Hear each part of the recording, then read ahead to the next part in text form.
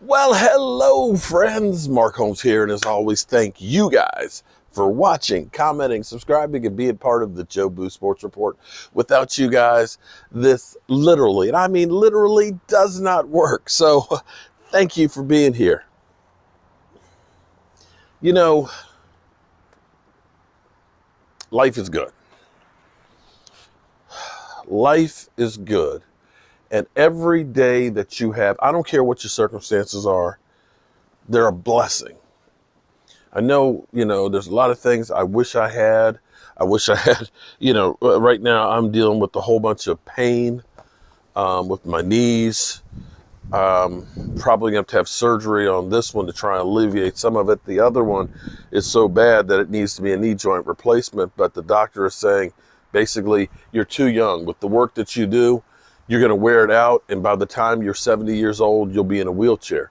And hopefully I'll be here at 70. There's no guarantees that would happen. But so I got to try and make it about another 4 years on a knee that literally is just it's grinding. It hurts so bad sometimes at night that I just can't find positions to lay on. But yet I'm still blessed. There's millions of people that wish they had a leg that actually hurt. You follow what I'm saying here? So today was one of those days that I kind of got pissed off about something, and I turned it into motivation. And I've learned if you do the same thing over and over and expect a different result, you're wasting your time. If you do something and it doesn't work, then you got to come up with a new plan. Because if you keep doing the same thing, sorry, that's the definition of insanity. So I've learned, come up with a plan, visualize it, try to enact it. Now, not every plan works. The wind's blowing, so it's blowing the fire over here in my lap. Not every plan works. And if it doesn't work, then you need to come up with a new one and then bust your ass to make sure that works. And if that one doesn't work, come up with you've got to change and evolve what you're doing if you want to grow. Otherwise, either you continue to fail doing the same thing or you become stagnant and get left behind. And so here it is, tomorrow. Tomorrow begins free agency. Technically, it's legal tampering. You can start talking with agents and things about players.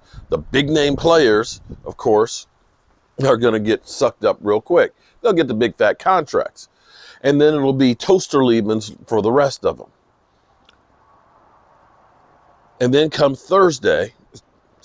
Wednesday, the 17th, then all teams have to be under that $182.5 million salary cap. So some teams still have some work to do, restructuring contracts or letting players go. Now, we already heard that Aaron Jones, he signed a $48 million contract, getting $12 million a year.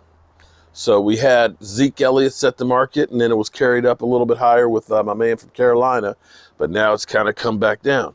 And here's the sad thing for running backs. As quarterbacks are now $40 million.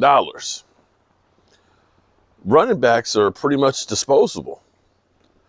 Running backs have the shortest life expectancy, in which case most of them don't make it to that second contract. You can understand why Zeke Elliott would want to hold out because, dude, I could be like Alfred Morris, get drafted late, play great 4 years, and then by the time it's time for a contract, I'm burnt out and, on my way out the league pretty much. And never make the money that other positions do. I can't blame Zeke Elliott for wanting to get paid. But anyway, I digress. The Dallas Cowboys, it used to drive me crazy about Jason Garrett. When Jason Garrett would do press conferences, he would say, that's not the way we do things around here. Well, brother, hate to tell you, but the things you guys were doing weren't leading to championships and Super Bowls. They weren't. So to say, well, you can say that if you're New England. The way we do things here leads us to world championships. I'll buy that. But, buddy, if you ain't busted a grape, then you need to be looking at a different direction. And herein lies free agency. The times that the Cowboys have gone deep in free agency, you can say Brandon Carr. And Brandon Carr wasn't a bad player. Great guy in the community. But the expectations for Brandon Carr was he was going to be Darrelle Revis. He was never going to be that guy. And I'm not sure that the system that he was in really suited what he did, because he left here, went to Baltimore, and all of a sudden he's getting interceptions like crazy. It makes me wonder about the system that the Cowboys are running with Rod Marinelli. Rod Marinelli took defensive linemen and made them great from guys that you didn't think could bust a grape. Bend, don't break. We're not going to give up the big play. We're not going to take chances. And I think that hamstrung some of our ability with our players. But be that as it may, the other big free agent move that we made was Greg Hardy. Greg Hardy, there were all kinds of red flags from the court case that was thrown out, the suspension and all that. He had a bad attitude. And I'm not saying that people make mistakes shouldn't get a second chance. But see, instead of Greg Hardy being humble and being, appreciative of having a second chance, it just emboldened him, and it just seemed like he was worse. Yeah, he got 6 sacks in 10 games? He was suspended for 6, I think. But he was a cancer to the team. And so those are the two big free agent signings that the Dallas Cowboys can do, that they've done, that I can think of. Maybe I've missed some. But it's kind of like the Cowboys don't want to be burned again. And so they go ahead and say, we're going to kind of do free. We'll get Clinton Ha-Ha Dix. We'll get Dontari Poe. And see, here's the thing. I was talking with Philly 500. In fact, I did the first interview with the big screen, okay, with Philly. If you watch it, be prepared, because Philly is on a big screen. I still got some bugs to get out of the system and all that, but it's going to be good. It's going to be something that's going to be great. But we were talking about free agency, and see, I was saying that I hope the Cowboys get into free agency. He was like, oh, wait a minute. You were trashing me because of the signings that we did in free agency. And I said, pump the brakes a little bit. I said, when you re-signed Deshaun Jackson, see, the thing is this. Deshaun Jackson already had 2 big contracts. Deshaun Jackson was already a 30-something. Look, I'm looking for the final stop for my career, get a big paycheck, and ride off into the sunset, so to speak. And when you get players at that point, that's where Dontari Poe was. That's where Emerson Griffin was. They've already made a ton of money in things, and it goes kind of, I'm not saying that it's intentional, but you don't necessarily get a lot of production out of those guys. The ones you want to get are the guys that are getting that next contract, that second contract. That guy that maybe really hasn't made the huge name yet, but you see the potential that fits your system, and they're still relatively young, a 25, 26, maybe 27. But you don't want to go deep in on somebody that's a 30-something that's had a couple of, stops here and there, and that's been kind of beat down. Because the older you get, the longer it takes you to heal. Those injuries begin to build up. And it's harder to stay on the field. I can tell you that from being an old man. Things I used to could do, and it wouldn't bother me, that now, it takes forever to heal. So I need some free agents.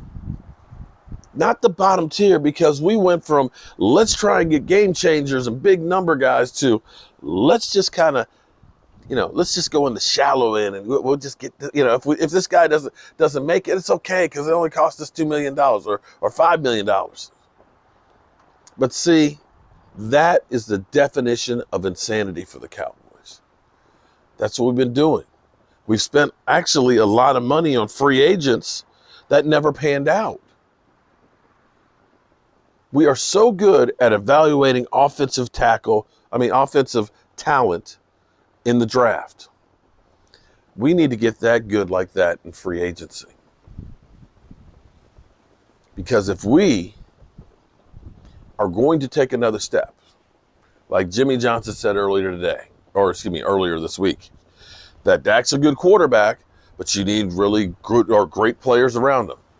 I'll say every quarterback needs great players around him to be successful.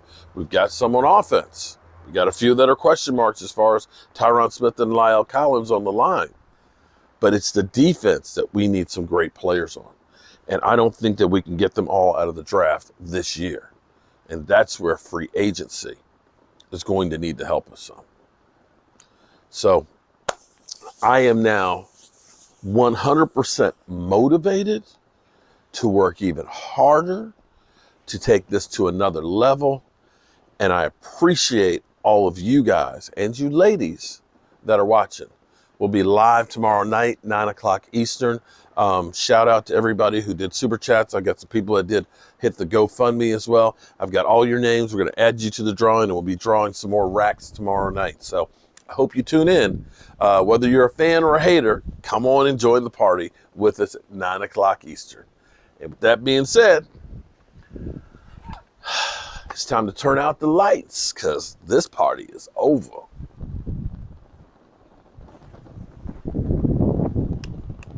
Woo! Thank you.